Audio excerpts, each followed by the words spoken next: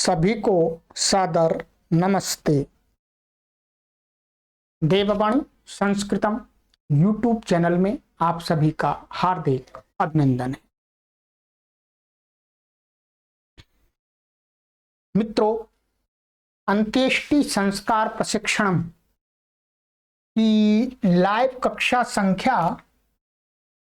8 को आज हम पढ़ने जा रहे हैं। 8 को 7 कक्षाएं हमने पढ़ ली हैं और मुख्य रूप से हमने पूरा संस्कार क्या होता है, कैसे करना चाहिए, उसके लिए क्रियाओं की विधियों के क्रम और उन अंत्येष्टि संस्कार के लिए जो मंत्र हैं उनको सबको आपको करा दिया 7 कक्षाओं में। ठीक है। और प्लेलिस्ट में एक कॉलम बना दिया गया है अंत्येष्टि संस्कार प्रशिक्षण। उसी में आपको ये सारी कक्षाएं क्रमानुसार उपलब्ध हो जाएंगी। आप अपनी सुविधा के अनुसार इन कक्षाओं को कभी भी देख सकते हैं। और आप चाहते हैं कि सत्य सनातन वैदिक धर्म ऋषियों की इस पद्धति जो 16 संस्कार की पद्धति है उसका प्रचार प्रसार अधिक से अधिक हो तो आप इन वीडियोज को शेयर कीजिएगा। आप चाहते हैं कि आपके आसपास आपके सगे संबंधी लोग भी ऋषियों के द्वारा बनाए गए इस अंत्येष्टि संस्कार के नियमानुसार ये अंत्येष्टि संस्कार करें, जिससे उन्हें पुण्य की प्राप्ति हो सके, मृत आत्मा के प्रति सच्ची श्रद्धांजलि प्राप्त हो सके। तो आप इन वीडियोज को अधिक से अधिक शेयर कीजिएगा, अपने सोशल प्लेटफॉर्म पर कीजिएगा, अपने रिलेटिव्स लोगों को शेयर कीजिएगा, उनसे निवेदन कीजिएगा, जानिएगा अंत्येष्टि संस्कार जो सत्य सनातन वैदिक संस्कृति का जो संस्कार है, ऋषियों के द्वारा बताए गए नियमों के अनुसार जो संस्कार है वो ये है, इस प्रकार का है। ठीक है। तो आप शेयर कीजिएगा। और यदि आपको लिंक नहीं मिलता है प्लेलिस्ट का तो आपको ये व्हाट्सएप नंबर दिए गए हैं, इन पर आप संपर्क कर लीजिएगा, आपको हम लिंक प्रोवाइड करा देते हैं। और ये अंत्येष्टि संस्कार विधि जो पतली सी एक पुस्तक है, हमने आपको पहले भी बताया है, ये बहुत पतली सी पुस्तक है। ठीक है। इसको आप सभी मंगा के रखें अपने घर में, हम तो यही कहते हैं। तो इस पुस्तक को प्राप्त करने के लिए आपको वीडियो के डिस्क्रिप्शन में लिंक दिया गया है, उस पर क्लिक करके आप पुस्तक को ऑर्डर करके घर पर बैठे बैठे मंगा सकते हैं। पतली पुस्तक है, 48 पेजेस है। ठीक है। बहुत कम मूल्य है इसका। और ये वेबसाइट भी हमने आपको दी हुई है, इस वेबसाइट से आप ऑर्डर कर सकते हैं, गूगल में सर्च करके देववाणी संस्कृतम.com। ठीक है। चलिएगा अब आगे चलते हैं। ये अंत्येष्टि संस्कार के बारे में हमने आपसे परिभाषा की बात कर ली थी हमने। ठीक है। काल का विचार कर लिया था हमने, मुख्य क्रियाएं क्या क्या होती हैं इस पर भी हमने चिंतन कर लिया, घर पर कौन सी क्रियाएं करनी होती हैं ये भी हमने चिंतन कर लिया था, श्मशान स्थली में कौन सी क्रियाएं होती हैं, क्या करना चाहिए वो सब बता दिया था आपको। आवश्यक वस्तुएं, अंत्येष्टि संस्कार के लिए आवश्यक वस्तुएं कौन सी चाहिए उन पर भी विचार कर लिया था। और दाह कर्म का सामान, ये शव मंच का माने अर्थी का सामान पर भी, और दाह कर्म का सामान, इस पर सारा मैंने विस्तार से समझा दिया है पीछे। विधि क्रम माने जो अंत्येष्टि संस्कार की जो क्रियाएं उनका क्रम कैसे रखना चाहिए। ठीक है। और वेदी निर्माण भी आपको मैंने सिखा दिया है। ठीक है। कोई भी व्यक्ति इसके माध्यम से अब आराम से वेदी का निर्माण कर सकते हैं कहीं पर भी। ठीक है। जहां आवश्यकता पड़े, किसी को पूछने की आपको आवश्यकता नहीं है। अब कोई भी व्यक्ति थोड़ा भी यदि उसने वीडियो को देखा है ध्यान से तो आराम से वेदी निर्माण कर सकते हैं। ठीक है। ये और इसके बाद फिर था आपका मंत्र। ये 121 मंत्र थे। 5 मंत्र आरंभ में घी के घृत के थे और फिर घृत और सामग्री दोनों से दिए जाने वाले 116 मंत्र हैं। इन मंत्रों का उच्चारण मैंने आपको पूरा करा दिया था। ठीक है। ये मंत्र हैं 116 मंत्र, पूरा इसका उच्चारण आपको कराया था मैंने। और फिर ये देखिए, ये आपके 116 मंत्र, ठीक है। इसके बाद फिर बाद में जब आओ ये आहुति दे दी जाए, उसके बाद में जो क्रियाएं करनी होती हैं बाद की 2-4 दिन तक, जब तक हम यहाँ बताया गया है उठाला आदि, वो सारा मैंने विस्तार से आपको समझा दिया है एक वीडियो में, ठीक है। ये कंप्लीट हो गया, मतलब आपका अंत्येष्टि संस्कार तो पूरा कंप्लीट हो ही गया एक तरह से, ठीक है। अब क्या करना है मित्रों, अब आगे की कुछ वीडियोज में मैं आपके लिए इस पुस्तक के जो लेखक हैं, इस लेखक हैं आचार्य सत्यानंद वेद वागीश, बहुत बड़े वेद के विद्वान, व्याकरण के विद्वान, संस्कृत साहित्य के विद्वान, बहुत बड़े विद्वान हुए हैं और बहुत अच्छे प्रचारक हुए हैं, उपदेशक हुए हैं, ठीक है। संस्कारों की बहुत अच्छी व्याख्या करने वाले एक प्रवक्ता हुए हैं। उन्होंने अपने जीवन में बहुत लंबी आयु तक जिए हैं, लगभग 90 वर्ष से 90 ईयर्स से और अधिक उन्होंने जीवन संसार में जिया है। अब वर्तमान में वो नहीं है। उन्होंने अपने अनुभव के आधार पर अपने जीवन में किस किस प्रकार के लोग मिलते हैं, किस किस प्रकार के प्रश्न करते हैं, उनको क्या उत्तर देना उचित है, समझाएं उनको कैसे, तो उन्होंने अंत्येष्टि संबंधी, अंत्येष्टि संस्कार संबंधी कुछ शंका समाधानों को भी इस पुस्तक में पीछे रखा है। 32 शंकाएं और उनका समाधान इस पुस्तक में दिया है कि संसार में मनुष्यों के मन में इस संस्कार के प्रति क्या क्या शंकाएं उठ सकती हैं और उनका समाधान क्या है। आगे की कुछ वीडियोज में मैं आपको इस पुस्तक में बताए गए 32 शंकाएं और समाधान उपलब्ध करा दूंगा, ठीक है। तो ये समाप्त हो गया है, ठीक है, शांति पाठ पूर्वक ये हो गया है। आगे अब हम चलते हैं। यहां पर लिखा नहीं है, परंतु यहां शंका समाधान में ये बात को स्पष्ट किया गया है कि कोई भी पुरोहित, ध्यान देंगे, कोई भी पुरोहित या पंडित, शास्त्री, आचार्य इस अंत्येष्टि संस्कार को कराने के बाद जिससे कराएं, वो आचार्य, पंडित, पुरोहित कभी भी अपने यजमान से, यानी मृतक के परिवार वालों से दक्षिणा ना मांगे, दक्षिणा ना मांगे। हाँ, यजमान के परिवार वाले अपनी तरफ से जो दे दें उसको सहर्ष स्वीकार कर ले, और ना दे कोई तो भी चिंता ना करे, दुखी ना हो। अंत्येष्टि संस्कार के समय दक्षिणा की याचना करना बहुत अव्यावहारिक है, अशिष्ट व्यवहार है। ये आगे शंकाओं और समाधानों में करेंगे, मैं आपको अभी निर्देश करता हूं। हाँ, यजमान जितना सामर्थ्य है उतना देना चाहे दे दें, और यदि कोई समर्थ नहीं है तो नहीं दें। परंतु पुरोहित, आचार्य, शास्त्री अपनी तरफ से इस संस्कार के लिए यजमान से कोई दक्षिणा की अपील ना करें, दक्षिणा को ना मांगे, संस्कार करा दें अच्छी प्रकार से, ठीक है। बस अन्य संस्कार, जब आपसे ये संस्कार कराते हैं यजमान, तो उनके घर पर और भी संस्कार होते हैं। विवाह संस्कार होता है, नामकरण संस्कार होता है, कर्णवेद संस्कार होता है, वेदारंभ आदि संस्कार होते हैं, और भी संस्कार होते हैं, गृह प्रवेश आदि होते हैं। उनमें आप दक्षिणा मांग सकते हैं, मांगना है तो। वैसे तो पुरोहित पंडित को दक्षिणा मांगनी नहीं चाहिए, परंतु उनके यजमानों को हमेशा ध्यान रखना चाहिए कि अपने पंडित और पुरोहित का अच्छी प्रकार से सत्कार सम्मान करें। पर्याप्त जितने अपना सामर्थ्य है उसके अनुसार उन्हें दक्षिणा अवश्य दें, ठीक है। परंतु पंडित पुरोहित जब हम बने हैं तो कोई हमें शर्त नहीं रखनी है, कोई फीस नहीं रखनी है, ठीक है। और इस संस्कार में तो कोई रखना ही नहीं है, आपको संस्कार कराना है अच्छी प्रकार से, ठीक है। चलिएगा, अब हम बात करते हैं मित्रों शंका समाधान की। ये शंका समाधान है। इसमें पहली शंका जो आती है, कुछ लोगों के मन में आई है या आचार्य जी के पास में ये शंका आई।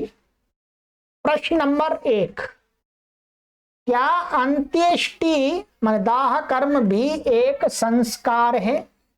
यदि हां तो इससे किसका संस्कार किया जाता है? ध्यान दीजिए, जो 16 संस्कार हैं, कितने संस्कार हैं बोलो? 16 संस्कार। 16 संस्कार गर्भाधान से लेकर के अंत्येष्टि संस्कार तक 16 संस्कार हैं। इसके बारे में मैंने अन्यत्र चर्चा की है और यहां केवल अंत्येष्टि संस्कार की बात कर रहे हैं। जो 16 संस्कार हैं हमारे, उन संस्कारों में 2 संस्कार ऐसे हैं, ध्यान दीजिएगा। क्या?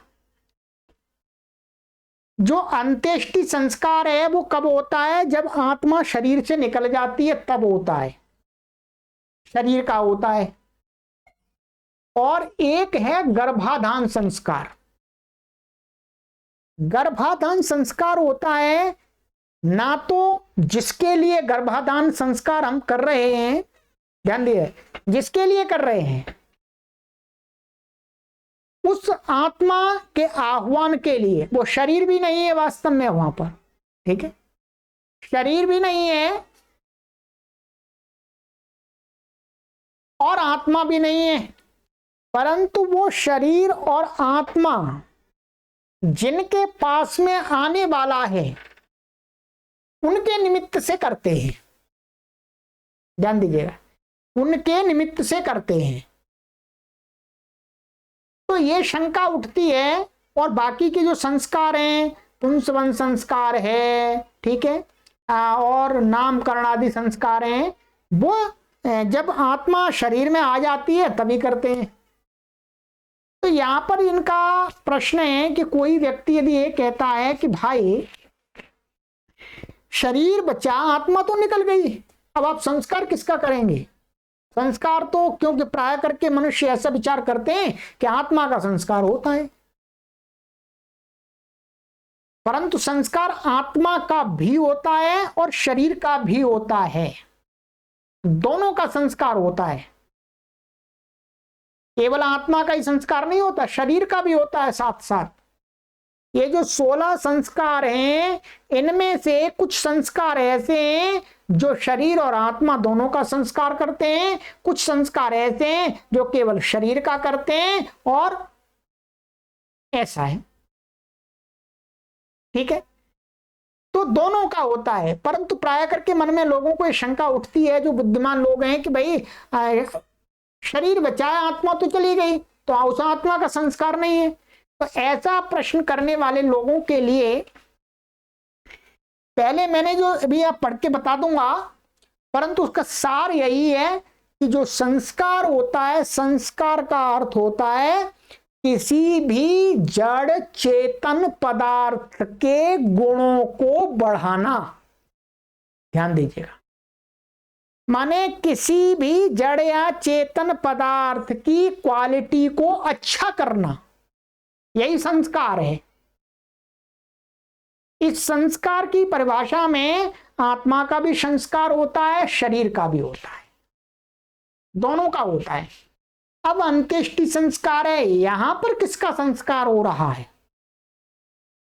आत्मा तो निकल गई, आत्मा तो यानी आत्मा तो कहीं परमात्मा की व्यवस्था से उसने जन्म लिया, अथवा जो भी है, जैसी भी है वहां है। हम तो आत्मा को जानते नहीं है, परिवार वाले लोग तो नहीं जानते आत्मा कहाँ है। शरीर को जलाते हैं, भस्म करते हैं, घृत आदि की आहुतियां देते हैं, सामग्री की आहुतियां देते हैं।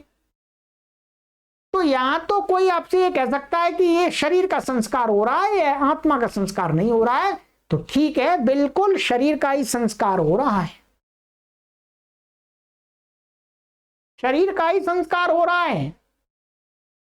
संस्कार का अर्थ है जो वो बॉडी है, क्या ये जो बॉडी है, जो आत्मा जिस बॉडी में निवास कर रही थी, शरीर में निवास कर रही थी, आत्मा के निकल जाने के बाद में जब वो शरीर एकदम विकृत होना चालू हो जाता है, सड़ना चालू हो जाता है, अब वो सड़ना चालू ना हो, इस प्रकार की क्रियाओं से हमें उसे संपन्न करना है। तो वो क्रिया क्या है? अग्निदाह। अग्निदाह के द्वारा हम उस शरीर को क्या करते हैं? संस्कारित कर देते हैं। अर्थात वो शरीर जिन जिन पदार्थों से बना हुआ था उन पदार्थों को उन्हीं पदार्थों के साथ मिला देते हैं अग्नि के माध्यम से। पंचभूतों को पंचभूतों में मिला देते हैं। जब अग्निदाह कर देते हैं फिर वो जो शरीर था वो सड़ता नहीं है। यही उस शरीर का क्या है? उसको अच्छा बनाना है, विकृति ना होने देना, उसको अच्छा बना देना, उसको शुद्ध कर देना ही उसका संस्कार है। इसलिए इसको भी संस्कार कहते हैं। अब आचार्य जी के शब्दों में आप पढ़ लीजिएगा, आइएगा। आचार्य जी ने लिखा है कि हाँ, अंत्येष्टि दाह कर्म अवश्य ही संस्कार है। संस्कार विधि में इसे 4 स्थानों पर संस्कार कहा है। एक संस्कार विधि नाम की पुस्तक है, मैं आपको दिखा देता हूं, आप उसको भी मंगा लें सभी लोग तो अच्छा है। प्रत्येक हिंदू के पास में संस्कार विधि होना आवश्यक है। यदि आप हिंदू धर्म को मानते हैं, वैदिक धर्म को मानते हैं, तो ये है संस्कार विधि नाम की पुस्तक। ये भी है, ये जिल्द की है और ये अजिल्द है, दोनों एक ही है। ये संस्कार विधि पुस्तक है। इस पुस्तक में 16 संस्कार हैं, ध्यान देंगे। कितने संस्कार हैं? 16। तो यहां पर यही कहा कि संस्कार विधि में इस पुस्तक में 4 जगह पर संस्कार कहा है। 4 जगह संस्कार कहा है। कहां कहा है? नंबर 1, गर्भाधानादि अंत्येष्टि पर्यंत 16 संस्कार क्रमशः लिखे हैं। ये इसकी भूमिका में लिखा हुआ है। संस्कार विधि की जो भूमिका है उसमें लिखा हुआ है। तो यहां पर गर्भाधानादि अंत्येष्टि पर्यंत, माने अंत्येष्टि को भी संस्कार कहा है, इसलिए संस्कार है।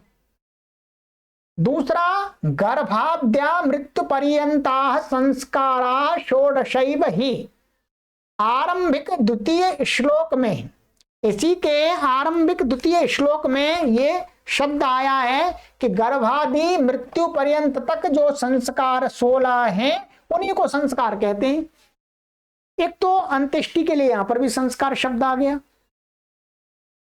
तीसरा है, अंत्येष्टि कर्म उसको कहते हैं कि जो शरीर के अंत का संस्कार है। क्या? अंत्येष्टि माने अंतिम इष्टि। अंतिम इष्टि माने अंतिम यज्ञ, शरीर का यज्ञ अंतिम यज्ञ बस समाप्त हो जाता है। अंत्येष्टि कर्म विधि में ये दिया गया है, ठीक है। जो अंत्येष्टि यहाँ पर जो इसमें संस्कार है उसकी जो कर्म विधि है उसमें यहाँ लिखा हुआ है, ठीक है। चौथा प्रमाण है कि इति मृतक संस्कार विधि समाप्त है। ये वाक्य मनुस्मृति में निषेकादि श्मशानांतो मंत्राईर यस्योदितः विधि, ये है, ठीक है। तो इस श्लोक में गर्भाधान से लेकर के शमशान विधि अंत्येष्टि पर्यंत कर्मों को समंत्रक संस्कार माना है। मतलब समंत्रक का अर्थ होता है मंत्र सहित। यहां ध्यान देंगे, ये तो कह दिया ये, ठीक है। इति मृत संस्कार विधि समाप्त है। ये मृतक, यहां पर भी संस्कार शब्द का प्रयोग हुआ है चौथे में, ठीक है। मनुस्मृति में भी बताया है, मनुस्मृति में भी ये जो वाक्य लिखा है ये क्या है? ये संस्कार विधि का ही वाक्य है, ये चौथा, ठीक है। इसमें जब अंतिम हो रहा है, जहां पर समाप्त कर रहे हैं अंत्येष्टि, वहां लिखा हुआ इति मृतक संस्कार विधि समाप्त। मनुस्मृति में ये लिखा हुआ निषेकादि शमशानांतो। निषेकादि का अर्थ होता है गर्भाधान, ठीक है। और शमशान माने अंतिम संस्कार को मंत्रों के द्वारा ही विधि बताई गई है।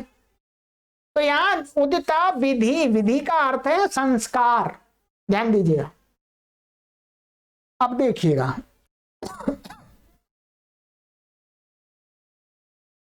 ये हो गया। इस श्लोक में के विधि शब्द का अभिप्राय संस्कार से है। जो मैंने आपको बताया कि यहां पर ये श्लोक है मनुस्मृति का, इसमें विधि शब्द का अर्थ है संस्कार। ठीक है, इसका स्पष्टीकरण 26वें श्लोक से हो जाता है। इसकी ये 16वां है, इसके आगे 26वां श्लोक है। कौन सा है?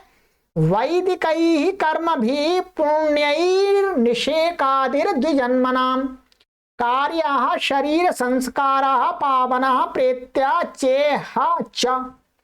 यहाँ निषेकादि ही शब्द के साथ पूर्वोक्त शमशानांत शब्द अवश्य अध्याहृत होता है और उन दोनों की अर्थात उन दोनों द्वारा ग्राह्य अन्य जात कर्म उपनयन विवाह आदि का भी शरीर संस्कार संज्ञा है।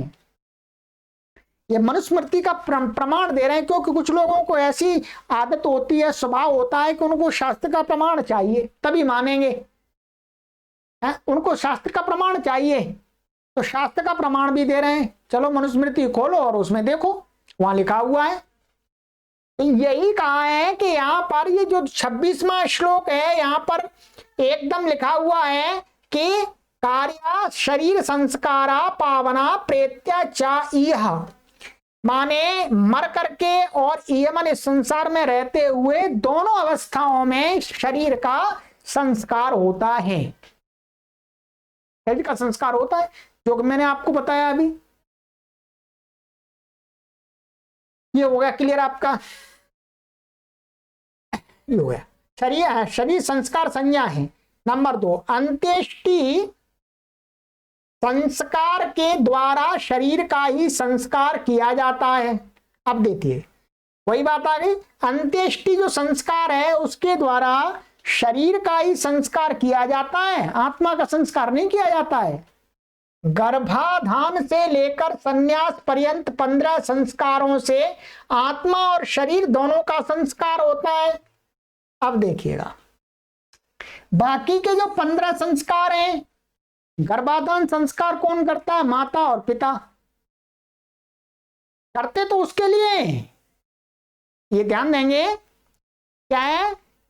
करते तो दूसरे आत्मा के लिए हैं, ठीक है, परंतु वस्तुतः किया किसका जा रहा? माता पिता का। तो जो है नहीं उसके लिए किया जा रहा है, परंतु जिनका किया जा रहा है वो माता पिता है। ठीक है, तो यहां पर भी क्या है? शरीर और आत्मा दोनों का किया जा रहा है। माता पिता के शरीर और उनके अंदर निवास करने वाली आत्मा, और एक ऐसी आत्मा जिसको लाना है उसके निमित्त भी किया जा रहा है, उसके लिए भी आह्वान किया जा रहा है। ठीक है, 15 संस्कारों से आत्मा और शरीर दोनों का संस्कार होता है। शरीर आत्मा विशुद्ध है, ये लिखा हुआ है, कहीं वाक्य दिया है, तथा जिस करके शरीर और आत्मा सुसंस्कृत होने से धर्म अर्थ काम और मोक्ष को प्राप्त हो सकते हैं, संस्कार विधि का दिया प्रमाण है। शरीर आत्मा विशुद्ध है, माने शरीर और आत्मा की विशुद्धि के लिए ही 16 संस्कार किए जाते हैं। शरीर भी आ गया, आत्मा भी आ गई, दोनों आ गई। शरीर का अकेले का भी हो सकता है, आत्मा अकेले का भी हो सकता है, शरीर और आत्मा दोनों का इकट्ठा भी के लिए भी हो सकता है। ठीक है, किंतु अंत्येष्टि संस्कार से केवल शरीर का ही संस्कार होता है। ध्यान देंगे कि जो अंत्येष्टि संस्कार है उससे तो केवल शरीर का ही होता, आत्मा का नहीं होता है। सतो गुणांतराधानम संस्कारः, पदार्थ में अवस्थित गुणों से अतिरिक्त अन्य गुणों का आधान कर देना संस्कार कहलाता है। ये संस्कृत भाषा की में संस्कार शब्द की परिभाषा है, व्युत्पत्ति है। क्या व्युत्पत्ति है? व्युत्पत्ति ये है कि सतः माने विद्यमान पदार्थ का गुणांतराधानम माने गुणों की वृद्धि कर देना अथवा उसके गुणों को बदल देने का नाम ही क्या होता है? संस्कारः। वही कहा, पदार्थ में अवस्थित गुणों से अतिरिक्त अन्य गुणों का आधान कर देना संस्कार कहलाता है। संगत अथवा सम्यक क्रिया का नाम भी संस्कार है। माने संगत अर्थात सम्यक अच्छी प्रकार से जो क्रियाएं की जाती हैं उनको भी क्या बोलते हैं? संस्कार। ये व्याकरण की बात है, आपको मैंने सार बता दिया है, फिर भी यहां लिखा हुआ है, समझा रहा हूं। निर्जीव शरीर, ध्यान दीजिएगा, निर्जीव शरीर को यदि वैसे ही छोड़ दिया जाए तो वह निरंतर विकार युक्त होकर वायु, भूमि, जल आदि को विकृत करता हुआ रोगोत्पत्ति द्वारा शरीर के दुख का कारण बनता है। ध्यान दीजिएगा, कहते हैं निर्जीव शरीर माने जब आत्मा निकल जाती है तो निर्जीव हो जाता है। वैसे ही छोड़ दिया जाए, उसको वहीं पर फेंक दें, डाल दें, जलाएं नहीं, कुछ भी नहीं करें, तो वह निरंतर विकार युक्त माने वो सड़ने लगेगा। सड़ करके क्या, वायु को, भूमि को, जल को आदि को विकृत कर देगा, माने दूषित कर देगा।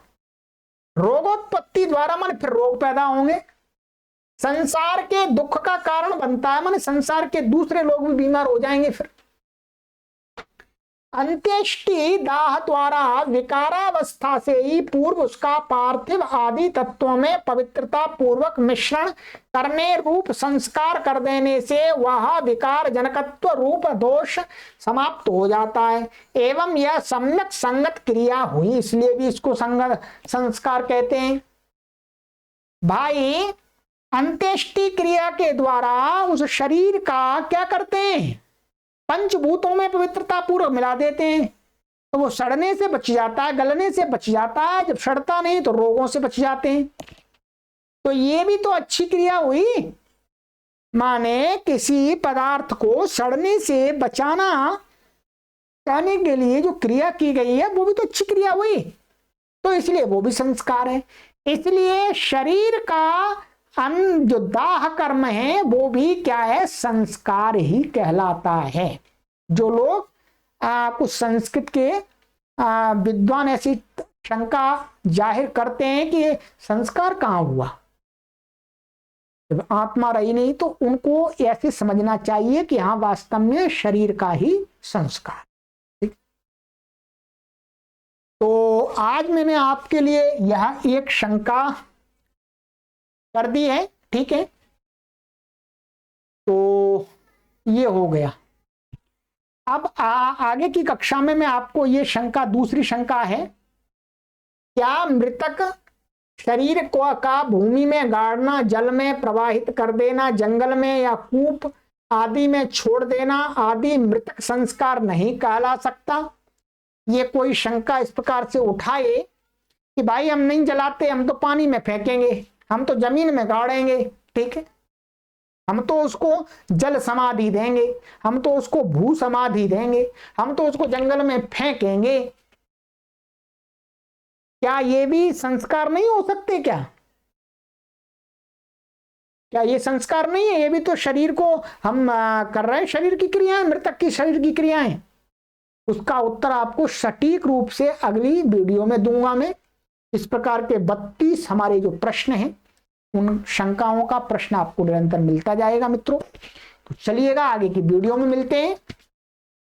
आप सभी इन वीडियो से अपना ज्ञान बढ़ाएं और जो वैदिक सनातन वैदिक संस्कृति है, जब आप किसी के सामने प्रस्तुत करें तो आपकी बात में दम होनी चाहिए, सामने वाला आपकी बात के सामने झुकना चाहिए।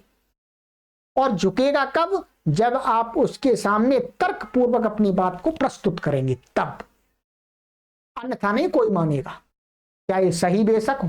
ठीक है, तो आप इन सभी कक्षाओं को देखिएगा और इनका प्रचार प्रसार कीजिएगा, स्वयं बताइएगा लोगों को कि अंत्येष्टि संस्कार एक वैज्ञानिक संस्कार है शरीर का, और इससे बढ़िया कोई संस्कार नहीं है, मानिए। चलिएगा, आगे की कक्षा में मिलते हैं। सत्य सनातन वैदिक संस्कृति के प्रचार प्रसारार्थ आप अधिक से अधिक शेयर कीजिएगा, यही आपसे अपेक्षा की जाती है। सभी को सादर नमस्ते।